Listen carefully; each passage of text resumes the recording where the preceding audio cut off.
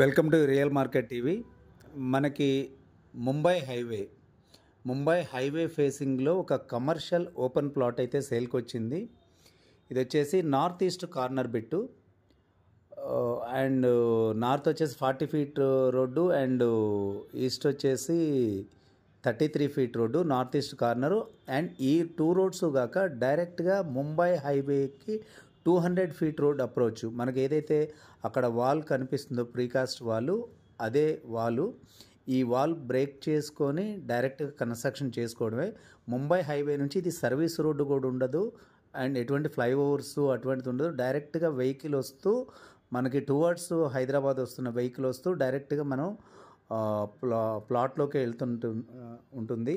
ఇది కమర్షియల్గా మనకంటే రెస్టారెంట్ కానీ ఇప్పుడు ఈవీ ఛార్జింగ్ స్టేషన్కి అయితే ఐడియల్. నా పాయింట్ ఆఫ్ వ్యూలో EV charging point with restaurant and డాబా లైక్ అటువంటి బిజినెసెస్కి, హైవే బేస్డ్ ఏ బిజినెస్కి అయినా కానీ పర్ఫెక్ట్గా ఉంటుంది.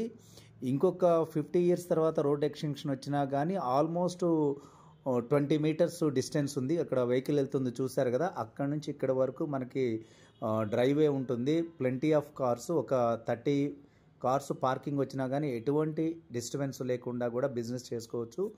ఈవీ ఛార్జింగ్ పాయింట్కి అయితే ఐడియల్ అని చెప్తాను నేను. అండ్ దాబాకి కూడా పర్ఫెక్ట్ ఐడియల్. ఇది డిటీసీపీ లేఅవుట్, దట్టు మనకి కన్వర్షన్ అయిపోయి డిటీసీపీ లేఅవుట్ కాబట్టి మీకు లోన్ ఎలిజిబిలిటీ కూడా ఉంటుంది. అండ్ ప్లాట్ పరంగా కూడా లీగల్గా వెరీ క్లియరు. డిస్క్రిప్షన్లో కంప్లీట్ డీటెయిల్స్ ఇచ్చాను. మీరు హైవే బేస్ కమర్షియల్ ప్లాట్ కావాలంటే బెస్ట్ ఇన్వెస్ట్మెంట్ అని చెప్తాను.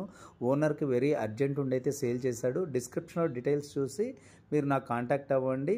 Site visit